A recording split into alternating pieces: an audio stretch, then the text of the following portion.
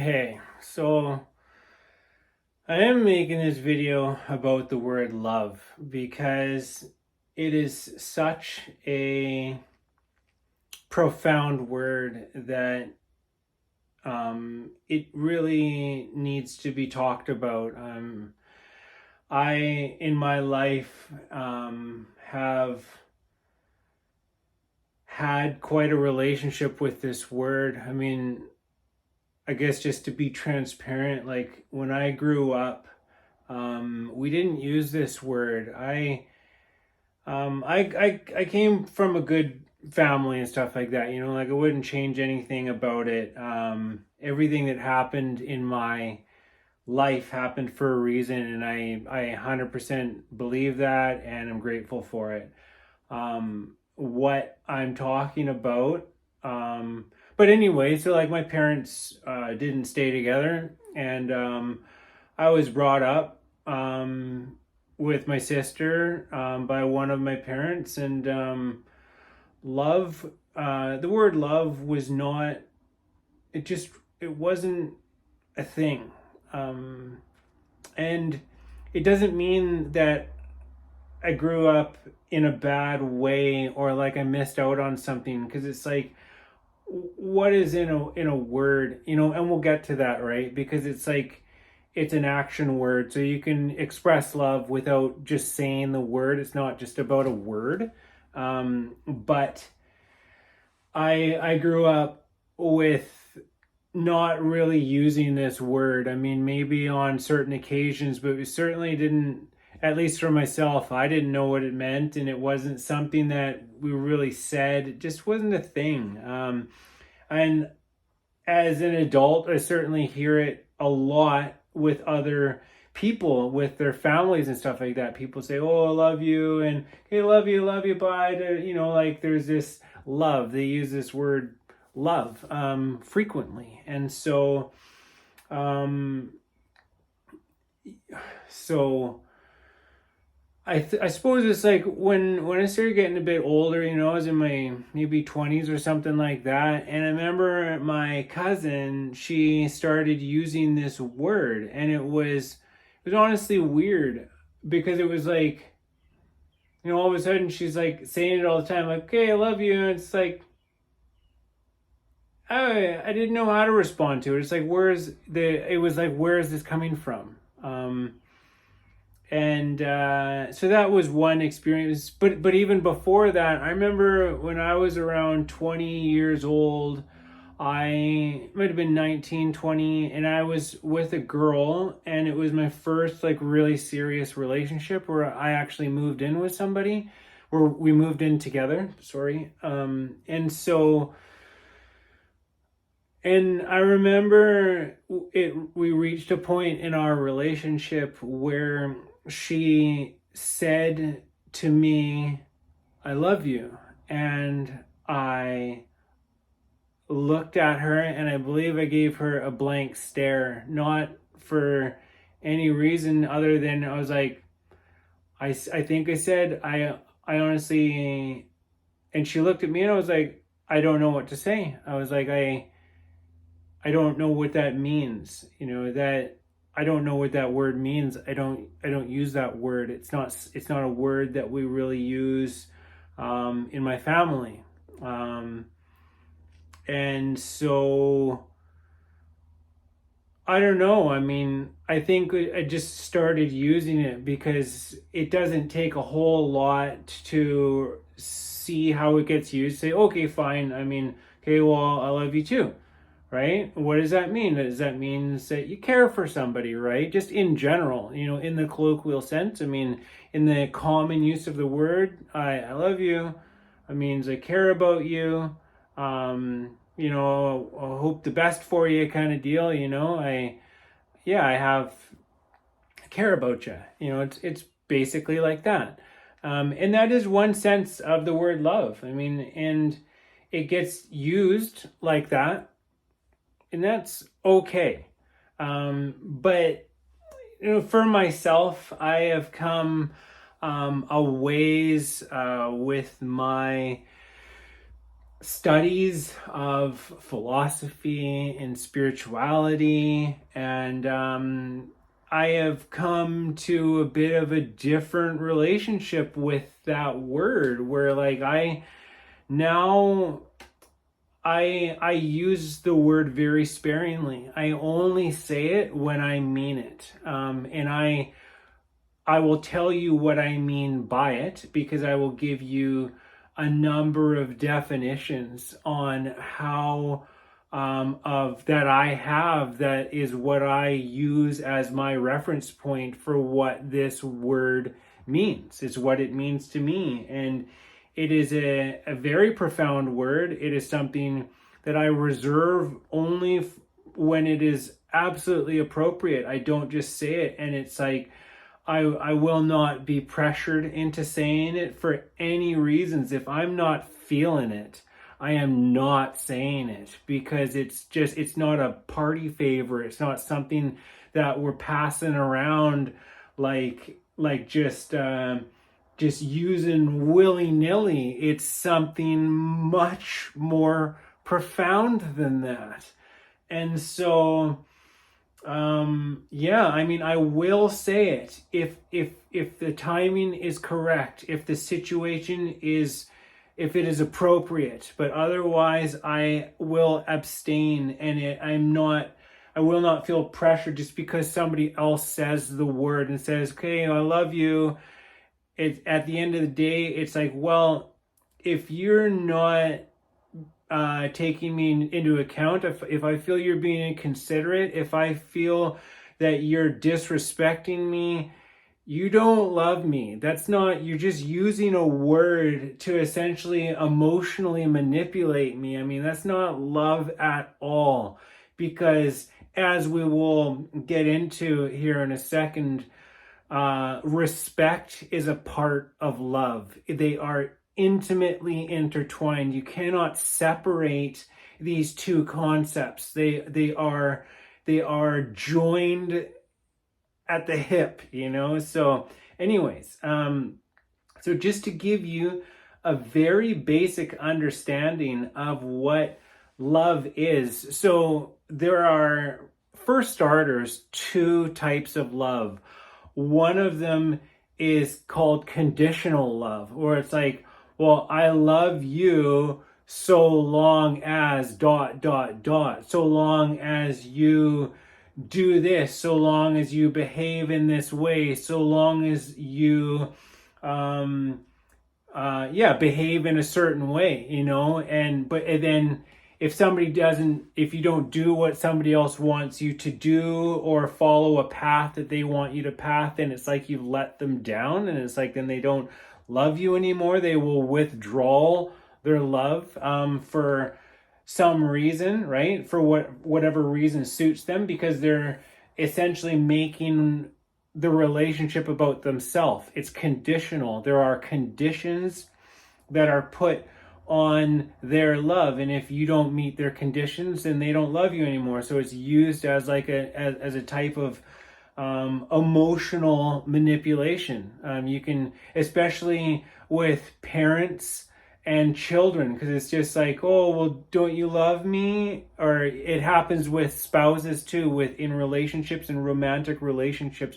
People use this word to get what they want. So as far as I'm concerned, that's not even love, because it is essentially contrary to the idea of love in general. And so it's huge, you know, like it's getting into the semantics of it, but it's just like, you know, at the end of the day, we're using words to communicate things, thoughts and feelings and ideas, concepts, realities. And it's like, if you use a term too loosely, then it doesn't even mean anything anymore. It's like, well, why do we even talk if we're just kind of saying things? If we don't mean what we say, if we don't say what we mean, then why are we even sharing information? Why are we talking amongst each other, right? So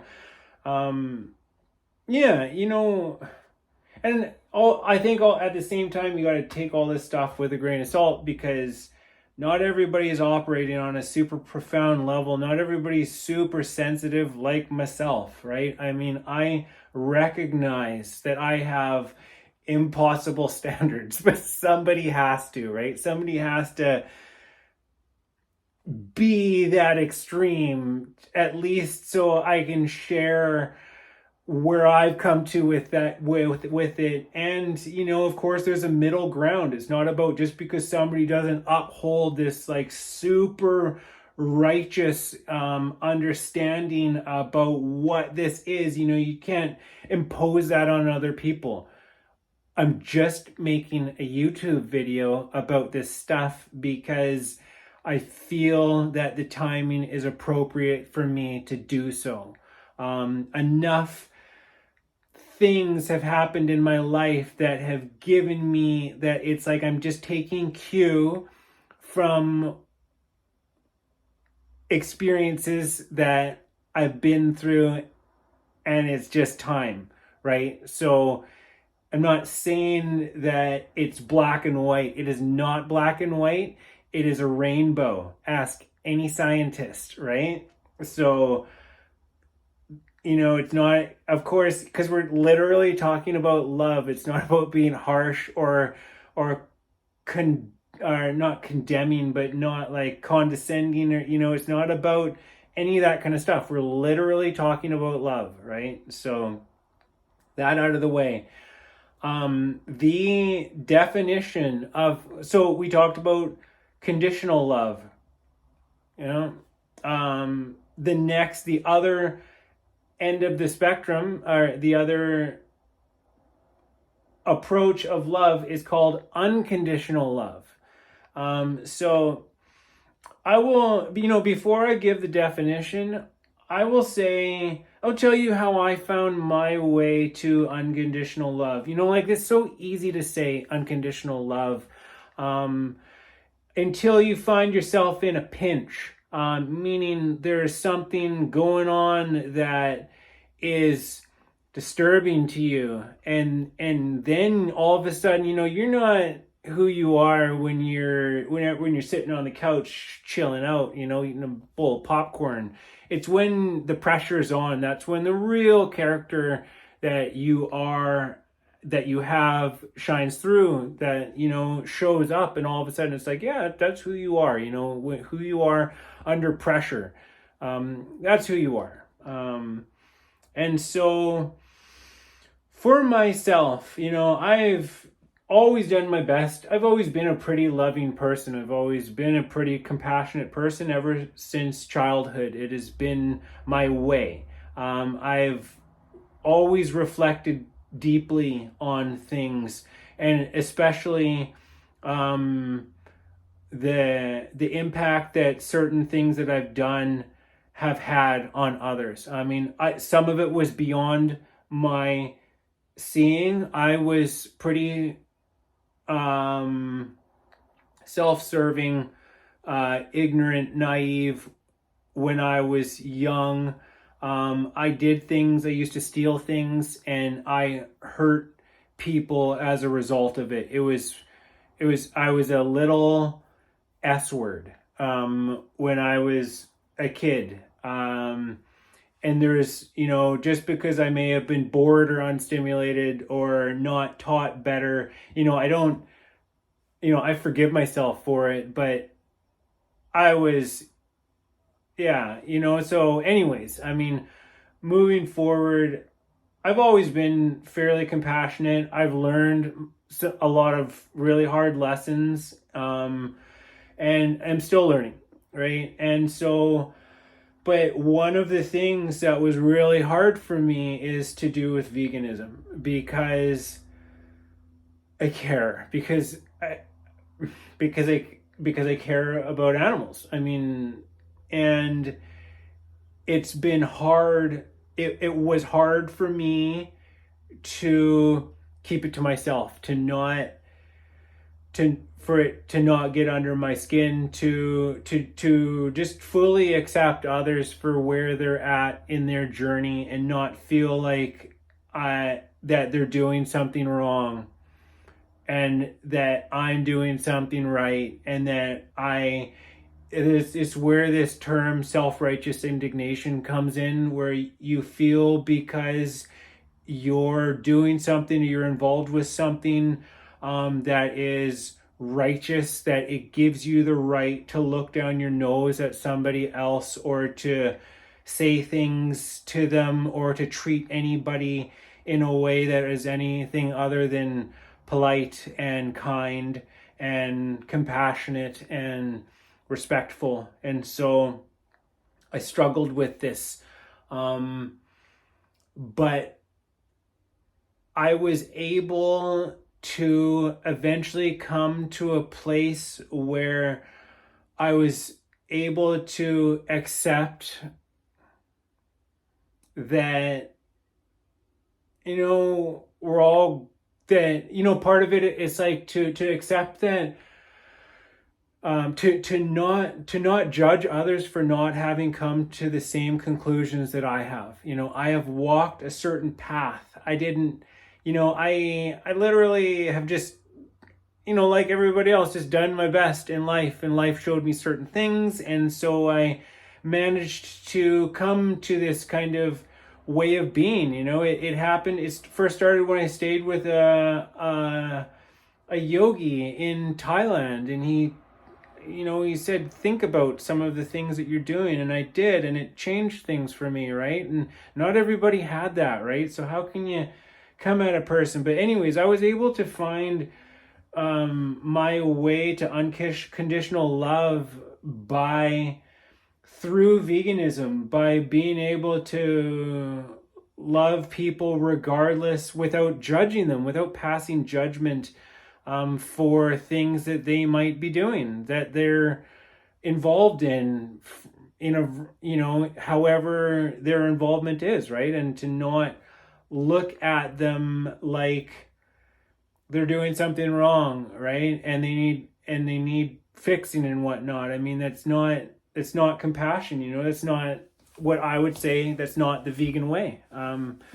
Because it's about respecting animals, and I mean, other human beings are clearly animals. And so that was a huge thing. And I mean, the way that I also relate this to is, a thing that can be very challenging, equally challenging, is for, say, parents to have compassion for pedophiles, right? For people who take advantage of those who are unable to defend themselves. I mean, because to a vegan, that's what's going on. That's why it's so powerful. That's why there can be a disgust and a hatred and just an immense frustration can be attached to this idea, because you just, it makes you so angry, because it is so incongruent with everything that to be correct, that it's disturbing, right? And so, but if you can overcome that, if you can see beyond the behavior and understand that these people and we're talking about pedophiles, are behaving in that way because they are damaged themselves. We're all brought into this world under the exact same conditions, which is blind. Nobody gets to choose what they're taught as truth, or shown as way, or or the environment that they're subject to, and it's very challenging to unpack your childhood and everything that you were exposed to and turn it around, right? Especially if you are in a part of some kind of a family or a friend group or other kind of a society where certain things are permissible, certain ways of behaving and treating who you consider to be others, who you might consider to be people and not people. Like for vegan animals or people, they have the qualities that denote personhood, meaning like a distinct personality, an awareness of themselves as an entity that is different than other entities, and so on and so forth. So it's like it's challenging, right? But yeah, so anyways, super hard, right? But it is through these avenues that can be very triggering, right? Very challenging to process some of this stuff. But like I'm just saying that is how I found my way through with the thing that disturbed me the most.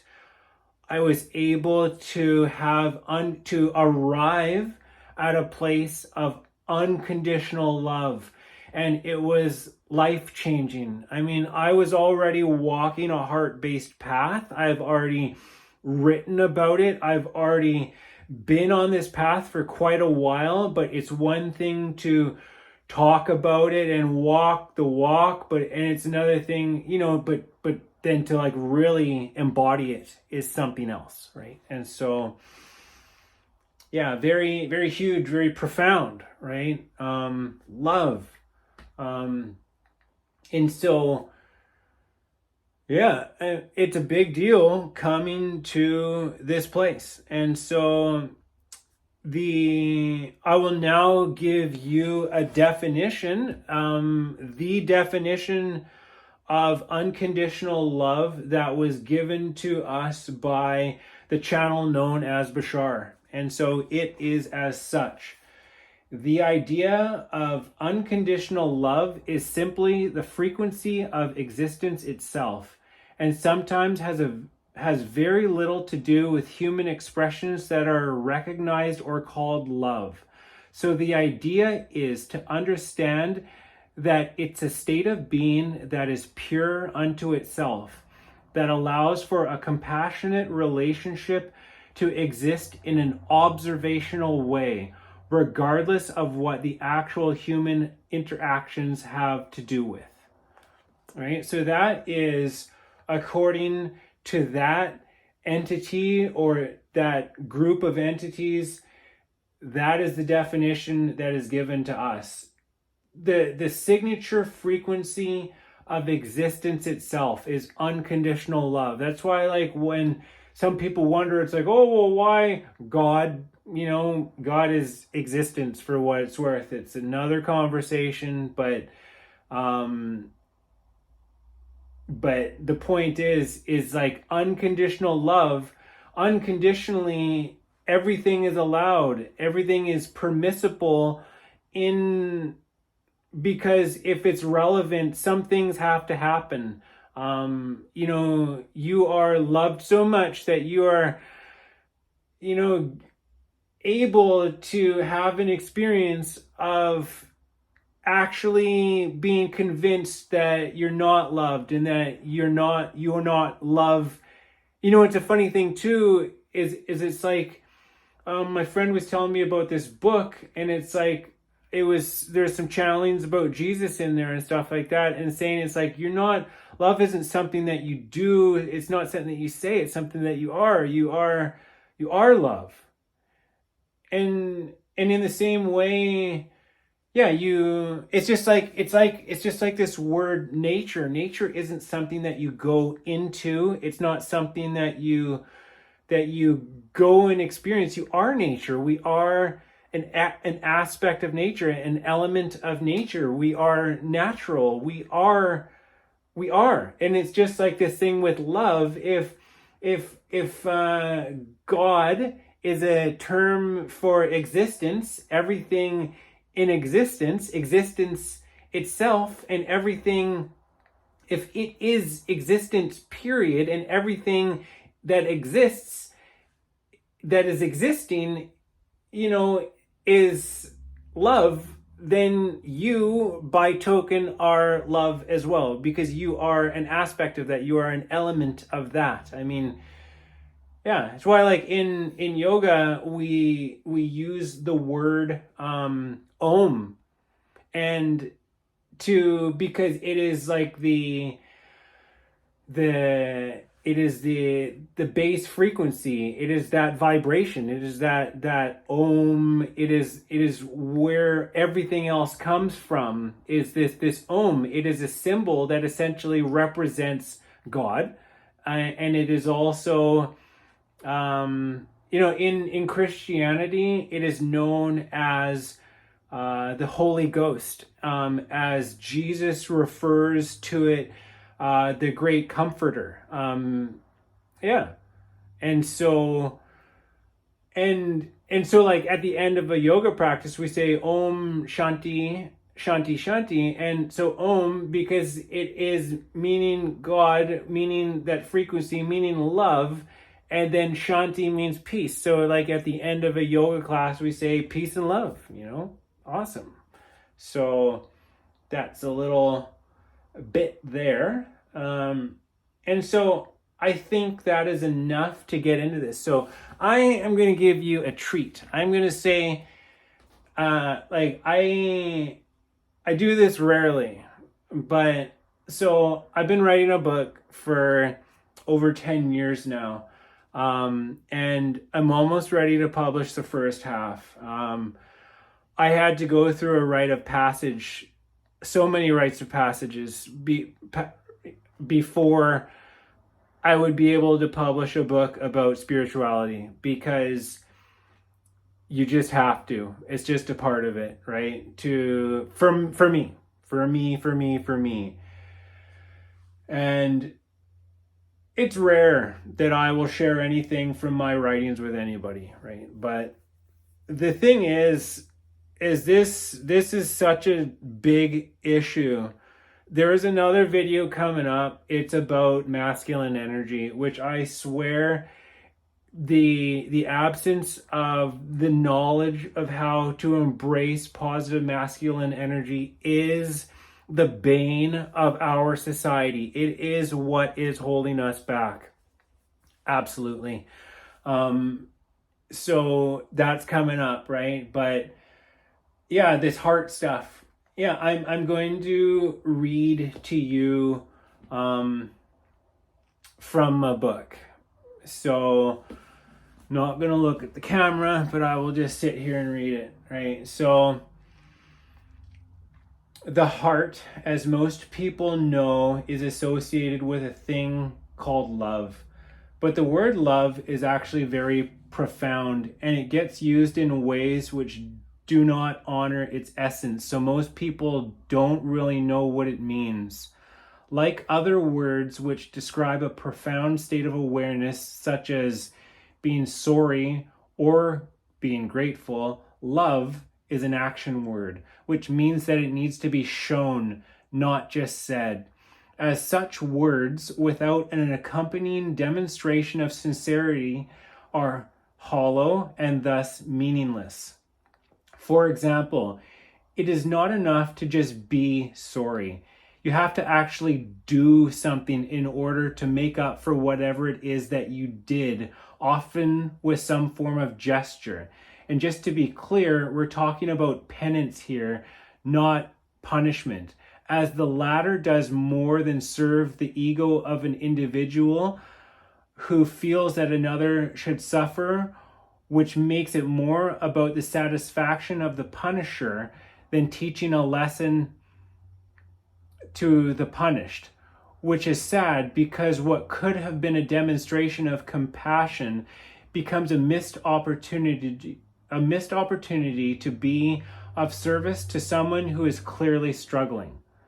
Whereas penance is just about making up for it. You do something to make up for it. You do something that is not cool, you make up for it in some way.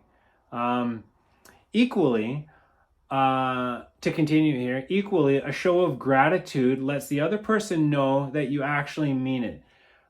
When you're grateful for something, right? Which can be achieved by a simple act of reciprocation, or in other words, giving back. And then we have this word we call love, which is not a word that is used to describe a desire or an attachment to someone or something, as both of these things are self-centered, thus making them diametrically opposed to the very meaning of the word, as love is about giving, not receiving. And so a quote now from the Bhagavad Gita: work alone is your privilege, never the fruits thereof. Never let the fruits of an action be your motive, and never cease to work. Work in the name of what is good, abandoning selfish desires. Be not affected by success or failures. This equipoise is called yoga. So, and then to continue with the writing, when you make it about yourself, that's not love. That's called being selfish, self-centered, or in other words, egotistical. Not that service to self doesn't have its place, it's just when it becomes the primary focus that it requires some form of atonement in order to restore harmony, which is where we get the word karma from, which just means action, meaning some form of action is required as an expression of recognition for when we do something that is out of order, out of alignment. Otherwise, we subject ourselves to being reminded of the consequences of our actions, because life is a teacher who will give us all of the opportunities that we need in order to self-correct. The word love also encompasses the word respect, which is the recognition of beauty in its many forms, and the honoring of that beauty through non-interference, non-judgment, and unconditional support.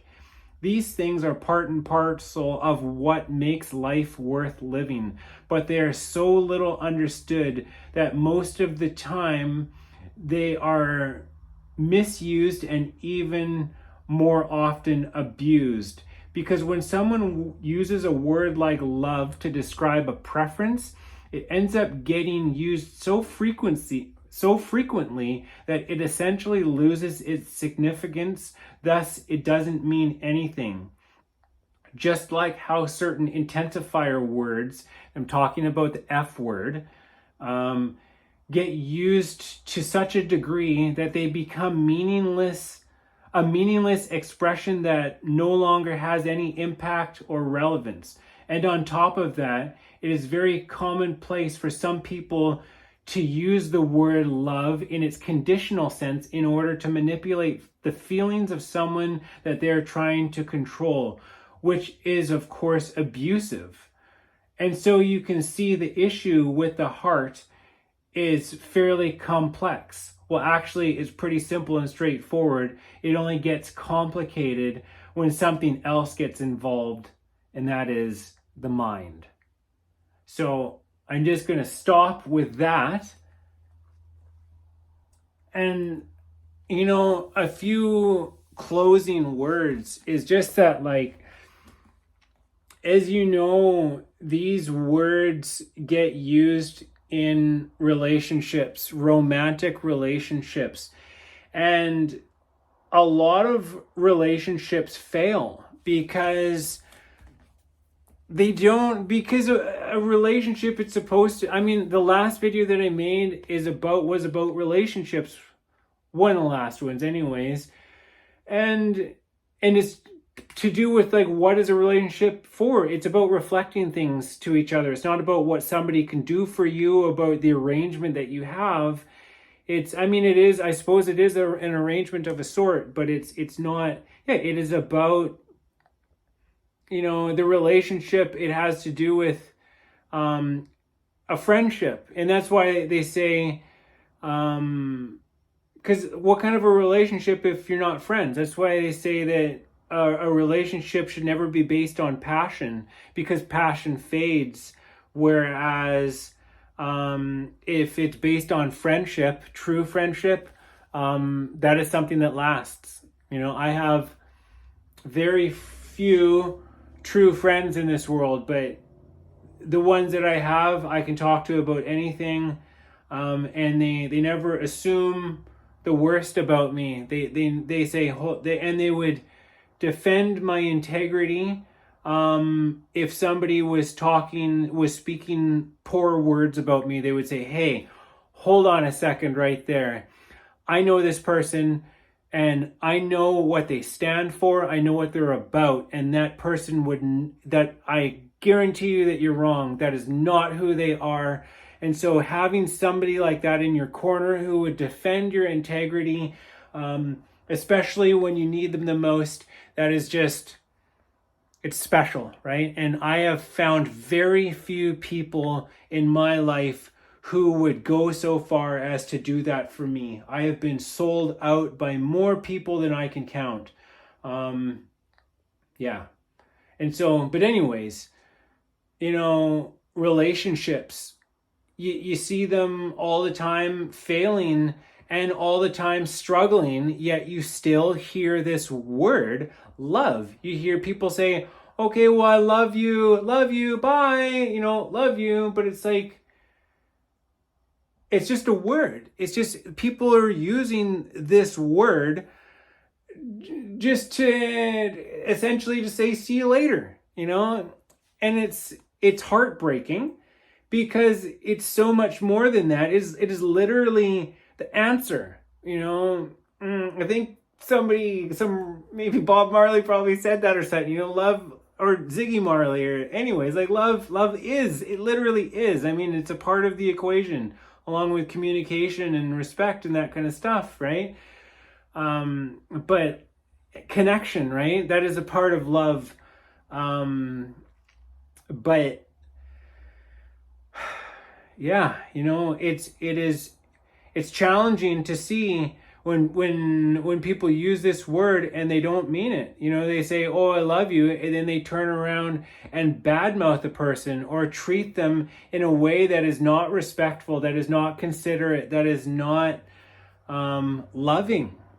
It's not just a word. If you say, "I love you," I had an experience recently where I was hanging out with some friends and I was doing some work on my car at the time, and there were some other people there, and somebody got off the phone with their significant other, and he was like, "Oh yeah, okay, I love you, bye." And then a couple of the other guys, they look, they're just regular dudes, right? And they're just like, look, and then they kind of, maybe snicker a little bit, and then Buddy pipes up and he's like, "Yeah, that's right." He's like, "I love her. I'm in love. I love my girlfriend," or whatever. And I said, "Oh wow, that's really nice." I was like, "So what do you mean by that? What does the word love mean to you?" And this person turned to me and said, "It's none of your effing business." Essentially indicating that they do not know what the word means. And I mean, I know this because my dealings with this person, we've had, we don't see things eye to eye. We have, what do you call it? Unfinished business. So,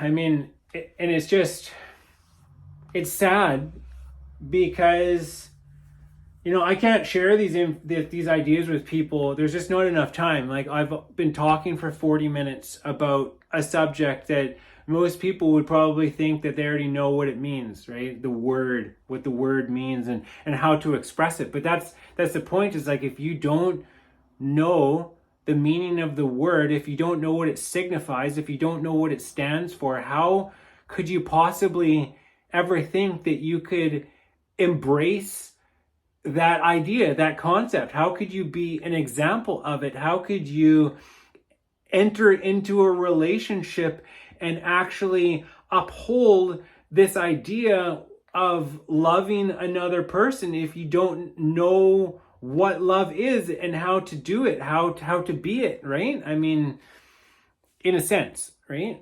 So yeah, I mean, yeah, it's just, it's a touchy subject, right? because of how the word gets used in families. And as you know, sometimes that's just not what's being expressed, is unconditional support, respect, consideration, and yeah, understanding, compassion. That's not what's being expressed. Other things get expressed, and it's just like, and that is why I'm making this video, just because it needs to be talked about. And it's yeah, and it's not saying that just because somebody is not expressing love in the context that I'm describing it, or that some other person describes it, or anybody or anything, just because we're not using that exact definition doesn't mean that somebody doesn't love somebody else, because in the colloquial sense, love just means you care.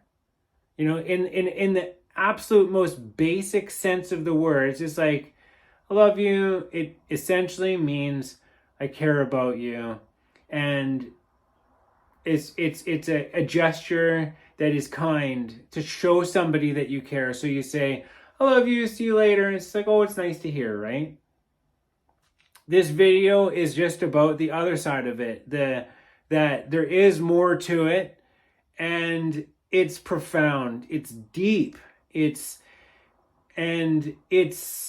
important, especially when it, I don't know how to beat around the bush here, right? Especially when it comes to expressing it to another person, because we do have these relationships with our parents, with our children. I don't have any children,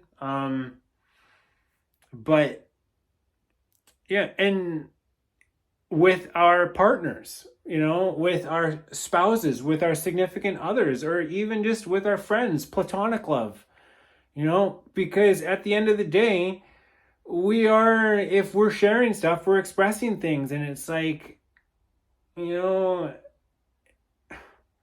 if you want a relationship to be healthy, if you want a relationship to last, if you get together with somebody, it's not because you're just waiting for the whole thing. Like, a romantic person, it's not like you're just waiting for the whole thing to explode or fall apart. That's not the idea. You'd think that you would essentially want it to work, right? We all enter into certain types of relationships for a reason, but then, what do I say about trust? It's like, when I meet somebody, there is a base amount of trust that I give everybody, like a perfect stranger. I trust them in a certain sense. And for myself, I'm quite trusting. That is how I have gotten myself into some predicaments, because some people look at a person who's really trusting as naive, and that's a person that you can take advantage of because they just give their trust very easily. But yeah, what was the point? What was it that we get into relationships with people? Yeah, I don't know.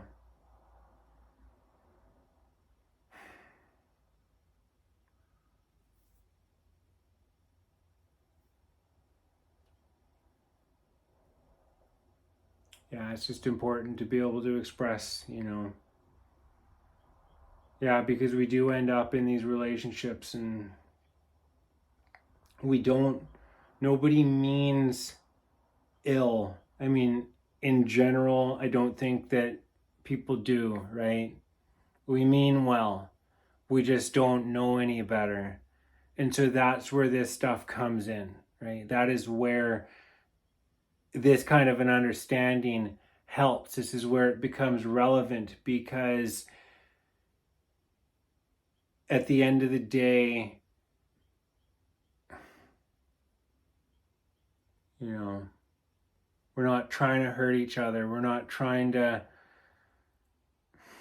take advantage of each other. We're doing the best that we can, you know, using the tools that we were given.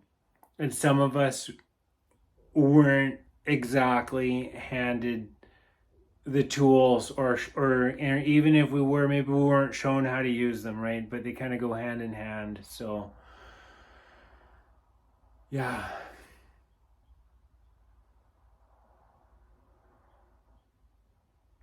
Yeah.